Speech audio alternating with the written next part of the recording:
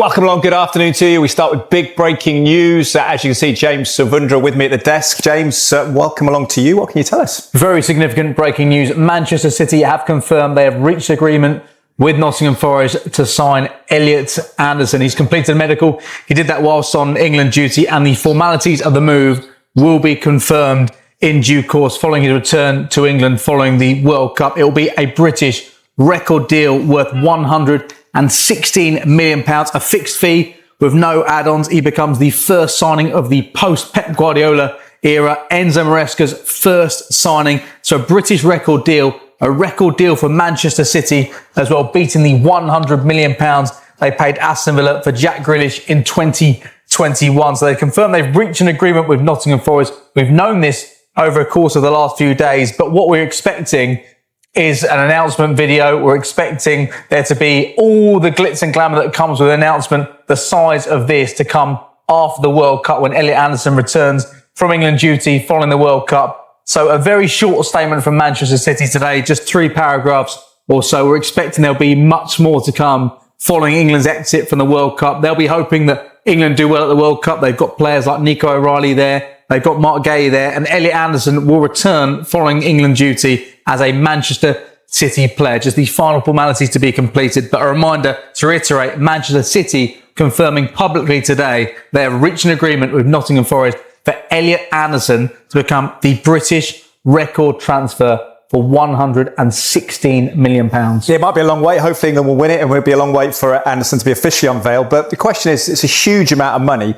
How does he fit into Enzo Maresca's side? Because we're assuming he will fit in, but they've got some class central midfielders there. They have, but there's a bit of a void there at Manchester City with some of the departures over the course of the last few weeks. Bernardo Silva departing, John Stones departing as well. Anderson seen as a player who can fill the void in many respects that Bernardo Silva leaves. Clearly slightly different players. He'll have the opportunity to potentially play alongside Rodri. Of course, there's been speculation around Rodri's future. Manchester City and City is not for sale, but there is a need for central midfielders at the club. They feel like they've got the best one in the Premier League right now. When you look at his numbers last season at Nottingham Forest, it's very difficult to argue with that. Alongside Declan Rice, another £100 million midfielder himself. And Enzo Maresca wants to hit the ground running at Manchester City. The reason he's been appointed is they want a seamless transition from a decade of success under Pep Guardiola to success under Enzo Maresca, who knows the club very, very well, and he'll be delighted to bring in a player of this calibre. An extraordinary bit of business from Nottingham Forest as well. They did very well to bring him in from Newcastle. Newcastle fans will be absolutely disgusted the fact he departed when he did. He went on to have brilliant success with Nottingham Forest, kept them in the Premier League. They reached the semi-finals of the Europa League as well. He is now one of England's standout players, a certain starter for England. He'll look to be successful this summer, but this will be a memorable summer for Elliot Anderson because he could go on to win the World Cup, and he will go on to become the most expensive British player in the history of the game. Fascinating to see how it works at Manchester City with all the players they have, including Rodri. Will they play 2 Anderson and Rodri alongside each other? We shall see. It's pretty ominous for the rest. James, thank you very much for now. Now let's get the Nottingham Forest side of things. Kirsty Edwards is live at their training ground for us. Pictures of Anderson in the Forest shirt there. It's smashing the club record sale, Kirsty. Feels like good business for them, although I suppose difficult to replace.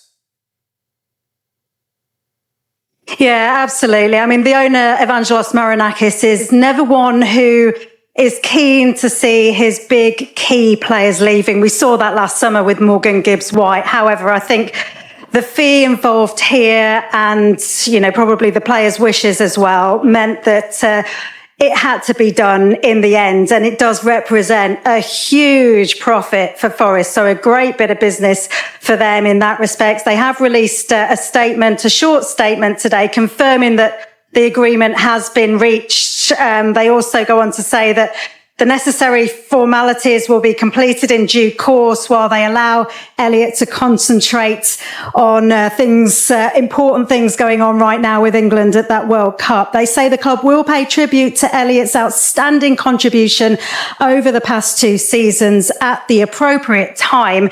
Until then, they say everyone at Nottingham Forest wishes Elliot and the England squad every success for the remainder of the tournament. So he goes with the club's best wishes. And I've been speaking to fans here today at the City Ground outside the club shop to get their thoughts as well. He's been our best player for the last couple of years, and we signed him from Newcastle, got a great deal from Newcastle, so to make that much money in a short period of time, great business. Gutted to see him leave, but he deserves the move, and we've got to spend the money wisely. We didn't spend it great, I don't think, last season so much, so we need to spend it wisely going forward, definitely, and I think we will. I trust Forest. He's just like a generational player, isn't he? Fantastic to watch him at Forest, and I'm sure he'll do really well at Man City. Just hopefully not against us. Yeah, real big loss, but obviously there's money there, isn't there, to be made, and hopefully we'll get 2 good players for him. So, you've got to look at the positives, haven't you, really? Yeah. So those fans seeing the positives of that money to spend for a new head coach, potentially, Kirsty. Speaking of which, what is the latest on Oliver Glasner? Yeah, well, Oliver Glasner, of course, we saw the issues he had at Palace last season and his real frustration in terms of them selling off some of their best players, first Eze in the summer and then Guehi, of course, in January. And that's kind of been a big issue and a big reason for why he wanted to leave Palace. So he now comes, it seems, edging closer to Forest, a team that's just selling one of its key and biggest players. I think the difference is Glasner, if and when he comes here, will know he'll be coming with real plans in place to replace Elliott. I'm sure those discussions have been taking place in terms of the negotiations that have been going on. He will want to know the plans in terms of transfers for the summer. We do expect Glasner to sign what looks to be a 3-year deal. So the club moving ever closer to that. And of course, it all comes as a huge surprise. We was not expecting that statement yesterday, Vitor Pereira confirming his departure. It seemingly came as a huge surprise to him. He said he wasn't expecting it at all. He had, of course, been making his own plans for pre-season, a pre-season tour in Portugal, his own plans for the transfer window. He leaves, though, he says, without any bitterness, although he is very sad. So, yeah, a big shock yesterday. This has moved incredibly quickly. But, of course, these talks, these negotiations with Glasner will have been going on for some time. And I think that he is a man, as soon as he became available, that Forest would have been alerted very quickly, because we know the ambitions of the owner here. We know he wants to win silverware. And we've seen Glasner do that, haven't we? We've seen him do it on 3 occasions with Palace over the past couple of years. So very much looks to be the man who will be taking charge of Forest, but he'll be doing that without Elliot Anderson here, with that confirmation that agreement has been reached between Forest and Manchester City. Fascinating. I just wonder if Glasner comes in, whether he'll take a look at his old player, Adam Wharton. We shall see how the dominoes fall in the next few days. Kirsty, thank you very much for now. Well, Anderson becomes Manchester City's record signing at £116 million, taking that from Jack Grealish, and well ahead of the likes of Josko Gvardiol, Ruben Dias, Antoine Semenyo and Omar Mamouche. He's also now the most expensive British player in football history, £1 million more than Jude Bellingham's transfer from Borussia Dortmund to Real Madrid 3 years ago. Before that, the record was held by Jack Grealish and Gareth Bale. New sporting director confirms she wants Arsenal man, but asking price out of the question. Hamburger Abendblatt report comments from her today from a press conference on Wednesday afternoon. She's made it clear that the Arsenal man remains firmly on their radar. Arsenal man wanted permanently Fabio Vieira, spent last season at the German club on loan from Arsenal. He went on to establish himself as a key player at the club, eventually putting in a series of impressive performances. They had a clause to make the deal a permanent one this summer, but elected to let that slide for financial reasons. The hope, instead, is to find a different agreement with Arsenal for a more agreeable sum. Sport Witness have covered various reports on the topic over the last few months. The last of those explain that Hamburg may be forced to wait until late into the window to try and get a deal done. That, though, is a risk path to follow, as Nottingham Forest are also interested in the 26-year-old this summer. That could be a problem for Kruger, who admits she is a big fan of the Arsenal man. Fabio is an outstanding player, he said, technically incredibly skillful.